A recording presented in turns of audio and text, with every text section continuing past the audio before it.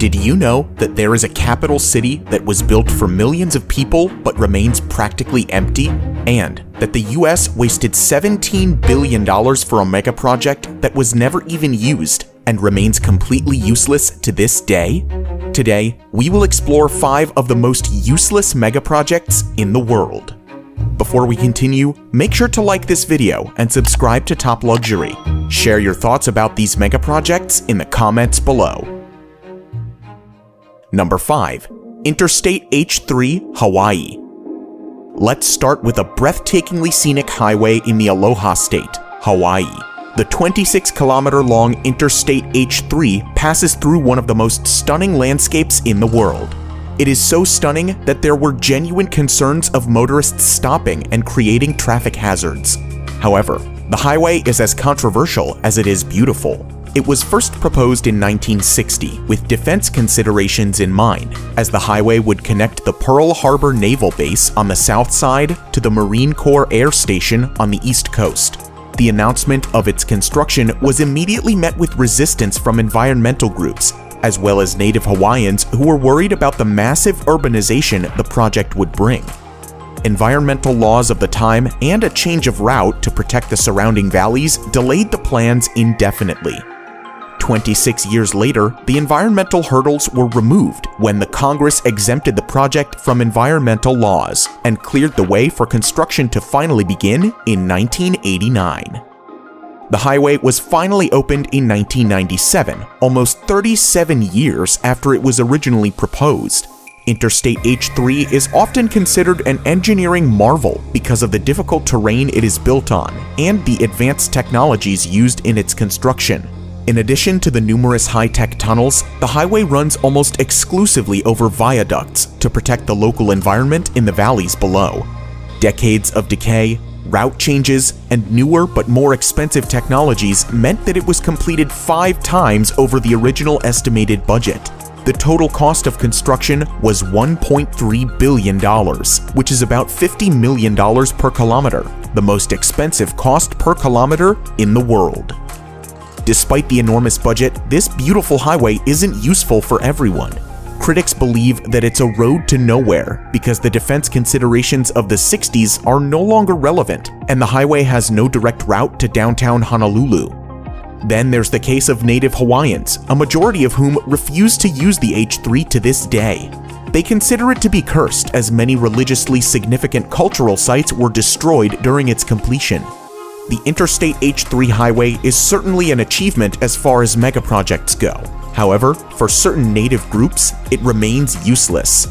At least it isn't completely abandoned, like the next project on our list. Number 4. Ciudad Real Central Airport, Spain. Spain is one of the prime travel destinations in Europe, and that was a key consideration when the idea for the Ciudad Real Central Airport was conceived. It was tipped to be the go-to destination for holiday travelers within Spain, as well as international visitors. The vision for this new airport was to make it an alternative to the already heavily overcrowded main airport in Madrid. The new airport had one of the top 5 longest runways in Europe and could serve 2 million passengers a year. That's a relatively low number compared to Madrid's 70 million passenger capacity. However, expansion plans were already in motion to boost the capacity up to 10 million annually. So, when it finally became operational in 2009, the $1.3 billion expense might have seemed justified. However, all these plans came to a grinding halt in 2012 when the company behind the project filed for bankruptcy. The problems began with the location of the project. While it was called the Central Airport, it wasn't central in any way, as it was located 200 kilometers away from Madrid. This compounded problems as most of the passengers avoided traveling for hours to get to the remote location, and most big airlines preferred to carry out flight operations from the capital. So, within the first year of opening, the newly built airport was reduced to a single small-time airline. With no major airlines to attract passengers, the airport had accumulated a $350 million debt by 2012. Unsurprisingly, it went into receivership and was put up for auction in 2013. The airport was even popularized as an abandoned location by the hit British TV show Top Gear in 2014. After multiple auctions fell through, including an outrageous $12,000 offer, the airport was finally sold to new owners in 2019. A Spanish airport that cost €1 billion to build has attracted a bid of just €10,000. Ciudad Real's La Mancha Airport opened in 2008, only to go bankrupt and close by 2012. As businesses crashed and profits dwindled during the COVID-19 pandemic, the Ciudad Real Airport got a lifeline. With little hope of passengers returning, the new owners reinvented the airport as a home for grounded planes, given its dry climate, long runway, and spaciousness. By August 2020, there were 65 airplanes parked on the airport, with expansions underway to provide a storage facility for over 300 aircraft. This new storage approach gave the airport a much-needed business opportunity. However, all the stored planes will eventually be gone once the pandemic is finally over and the return of normal flight operations remains elusive. This billion-dollar megaproject remains effectively useless for passengers around the world. Number 3. Naypyidaw, Myanmar. Next up is another megaproject that made it to Top Gear. Unfortunately, this isn't just a remote airport, it's the capital of Myanmar, a new capital that was built from scratch. Myanmar's former military leadership started building a new capital in secret in 2002. The shifting of a country's capital isn't unheard of, as many countries including Brazil, Egypt, and Pakistan have done so in the past. In November 2005, Myanmar's leader announced his decision to the public, but he kept the name of a new capital a secret. It was 4 months later when he finally revealed the name, Naypyidaw, which literally means the king's residence. The reason for this sudden shift of capital wasn't clear.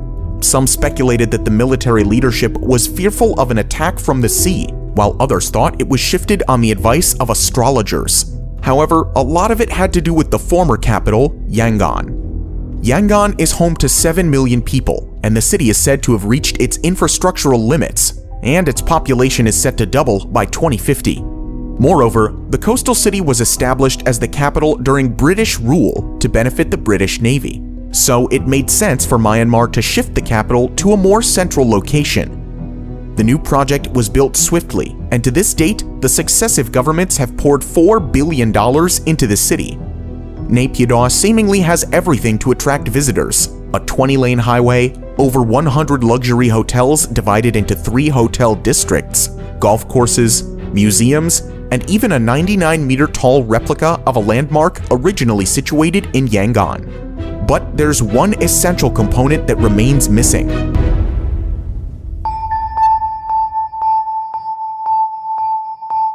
the population.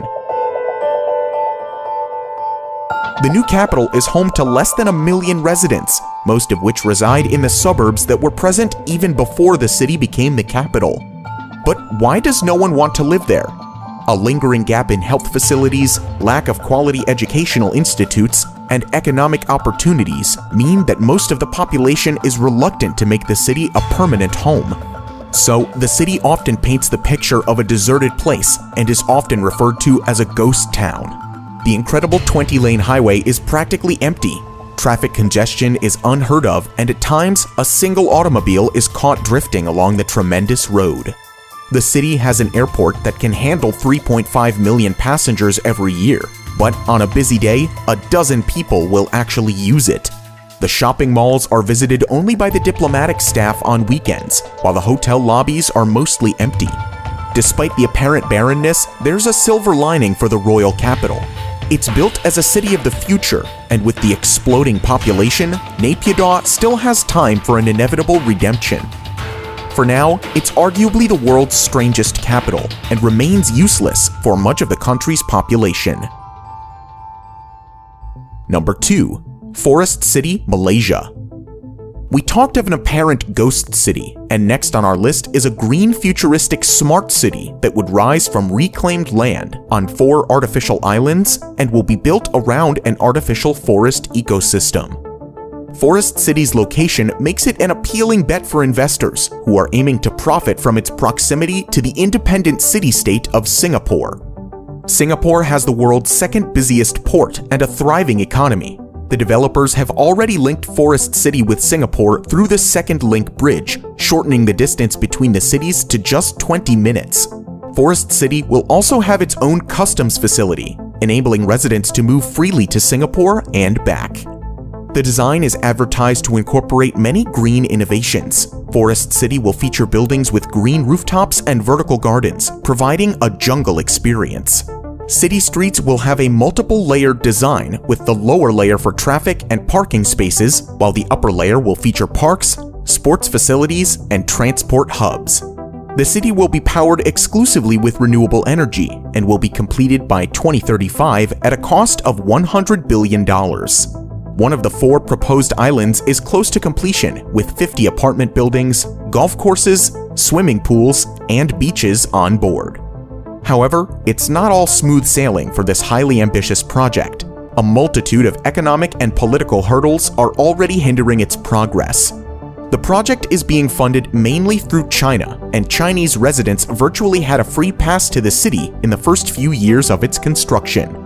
As a consequence, wealthy Chinese investors who couldn't afford the soaring prices of apartments in their own country rushed to Forest City. By 2019, 80% of the property owners were Chinese. Even the street signs were in Mandarin, and the few schools that opened in the area were offering Mandarin courses.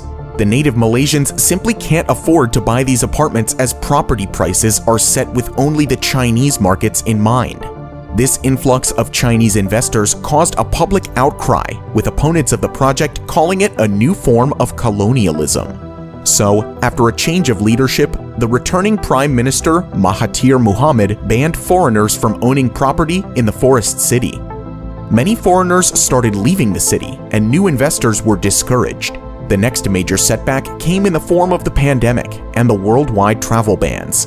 Malaysia's movement control order meant that no new investors could move in. Lots of existing investors opted out of the project due to the uncertainty. So, by the start of 2020, less than 500 people were actually living in the residential developments, which is not a lot, considering that Forest City is designed for 700,000 people. The project has remained in flux ever since, with some salespeople claiming that fewer than 10 homes were sold at Forest City since the start of the coronavirus pandemic. Moreover, Country Garden laid off more than 1,000 of its Malaysian workers in the past year, signaling the epic downturn in the project's fortunes. Forest City was probably too ambitious to begin with, too futuristic to truly achieve, and too politically challenged to succeed anytime soon. It's safe to assume that despite the billions invested, Forest City is currently a useless megaproject. Number 1. Yucca Mountain Nuclear Waste Repository. We'll conclude this list with a megaproject that was planned in view of a sensitive global issue. Nuclear waste isn't talked about as much as other environmental problems. However, if not stored properly, it can be deadlier than anything ever witnessed since the advent of civilization. As of now, nuclear waste is stored above ground, near the power plants where it comes from. However, the scientific community agrees that the safest, permanent disposal solution is to store this hazardous waste deep underground. In the 1980s, US authorities set about finding a permanent solution to this growing waste problem. In 1987, Yucca Mountain in Nevada was identified as the best available option. It was close to the USA's most used nuclear testing site and was away from any population centers. The plan was to deposit the waste from all over the country in a tunnel complex about 300 meters under Yucca Mountain. In addition to the isolated location, Yucca Mountain is made up of volcanic ash formed millions of years ago. It allows the Yucca Mountain to absorb any radioactive waste without crumbling or cracking. Yucca Mountain seemed like a great location for a repository on paper, but Nevadans were having none of it. The United States has over 100 operational and closed nuclear reactor sites in 34 states, but none of them were in Nevada. So, the congressional representatives and the general public vigorously opposed the idea of being the only nuclear dumping site in the whole country. Furthermore, question marks were raised over the official hydrological and geological surveys of the Yucca Mountain. Opponents believed that the site was unsuitable for a repository, as it runs the risk of contaminating a nearby water source. The water source flows into Amargosa Valley and is used by Native Americans who have lived in the area for centuries. Despite the opposition, the project won approval in 2002 and the Department of Energy resumed construction. However, Nevada's opposition only grew stronger. They contended that routine exposures during the transition will stigmatize Nevada's residents and affect tourism in the state. For the opposition, the only reason Nevada was getting the repository was because of its lower population and smaller representation in Congress. By the time Barack Obama took office, the whole project had become highly politicized, and in 2010, the Obama administration deemed the project unworkable and stopped funding it. 3 years later, a federal court ordered its resumption again, but there has been little progress since. The Biden administration has clearly stated that Yucca Mountain isn't a part of the country's plans anymore. Nevada seems to have won the battle after 4 decades. Decades of planning, legal troubles, and over $17 billion have gone into the Yucca Mountain project. But after all is said and done, it has never been used and remains a useless megaproject. So, what do you think about these megaprojects? Do you think that any of these have a shot at being useful in the future? Let us know in the comments down below. If you want to see more about similar projects, you can watch our video about the biggest megaprojects never finished. Thank you for watching, and we'll see you in the next video.